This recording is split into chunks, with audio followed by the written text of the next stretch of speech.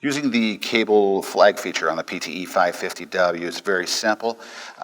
Again, we have our information here and we want to change it from a standard general label to a cable flag.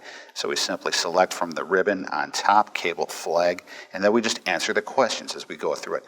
What kind of layout do we want? The first one is layout. Layout asks, do we want the same information on both sides of the cable flag, or do we want it to have different information? Here it's AA, BB.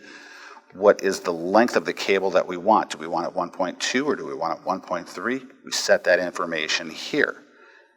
Cable diameter, here is where you tell the machine what the diameter of your cable is, and simply use your left and right arrows to change that information. Next, orientation, using your up and down arrows to get to the orientation. Do we want it to go landscape? Do we want it to go portrait? How do we want our cable flag to wrap? So we'll select this information here. We'll just change that and select OK. For this example, we'll just go ahead and print two of these labels here by selecting print. Go down to range. We'll just say from 1 to 2 to get a good example of what we did on this.